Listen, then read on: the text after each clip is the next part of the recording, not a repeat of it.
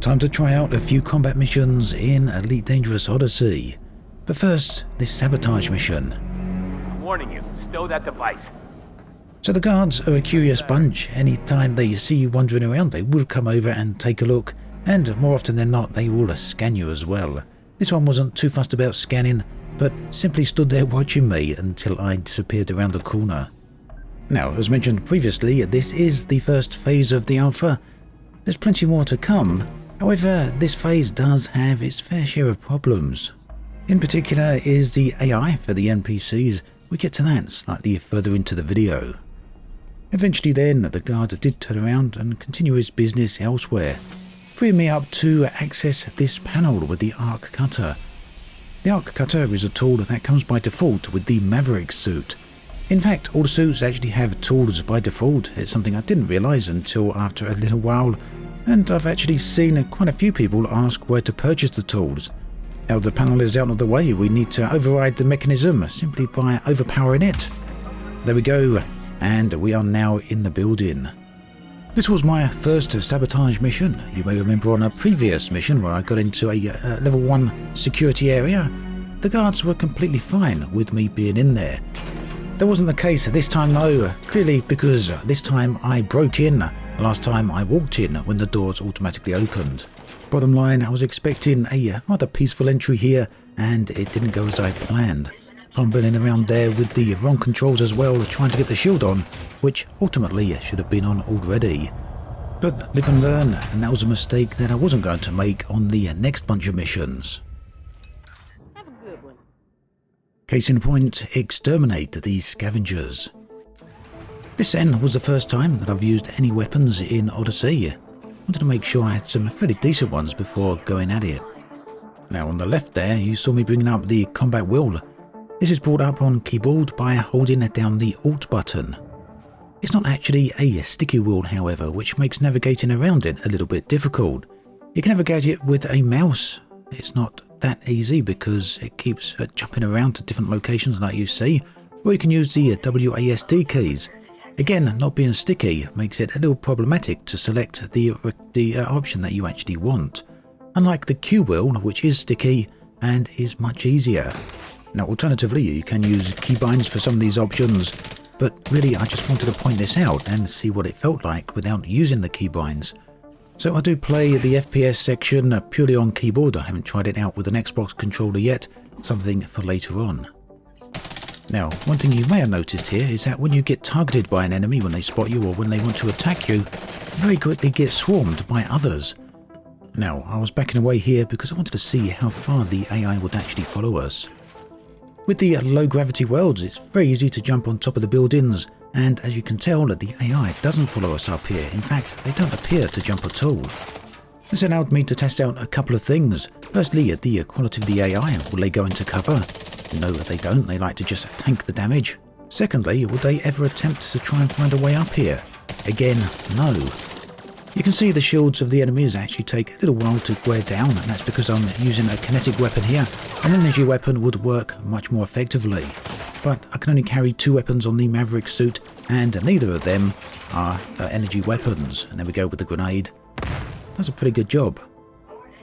So at this point I was faced with 2 problems. Firstly, I was completely out of ammo here. Secondly, if I go down on the ground, my shields are going to get drained very quickly, so I needed a way to try and find some ammo.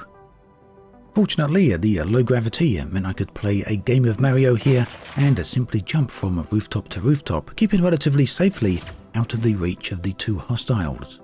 What this means is that from environment to environment, things are likely to play out a little bit differently, depending on your capabilities, as well as the gravity and the temperature and the other such things of the environment.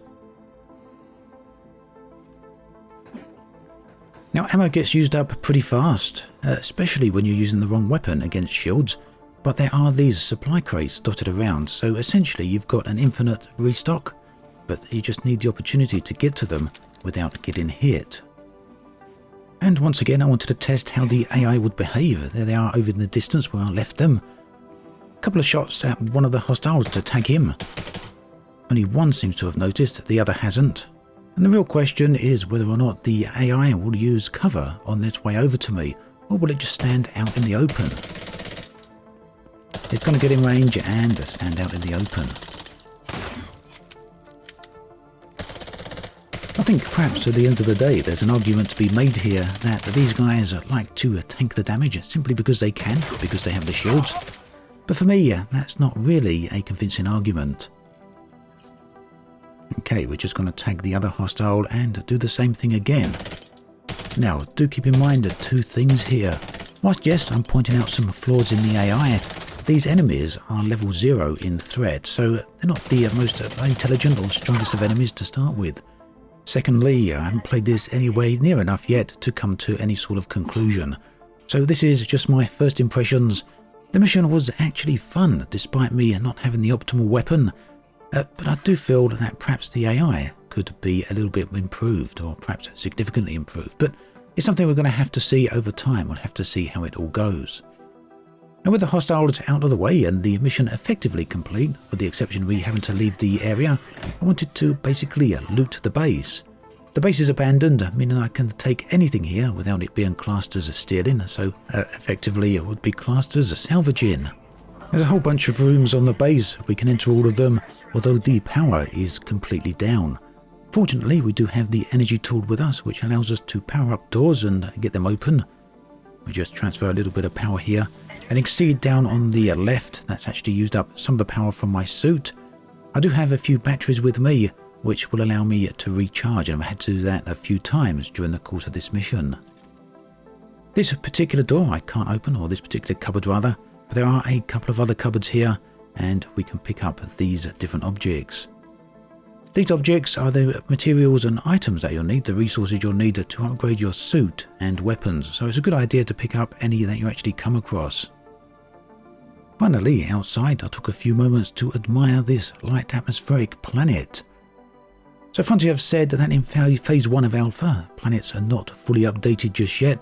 Some of the geometry will change, and I guess some of the atmospheric effects will change between now and release. Hopefully, there will be some improvements there, but even still, this doesn't look too bad at all, does it? Finally, returning back to the base to hand in the mission and get my reward.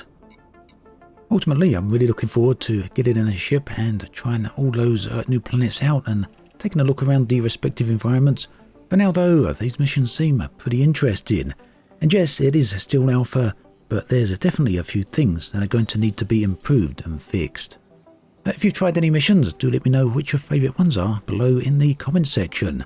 As always, thanks for watching, and I'll catch you guys and girls next time.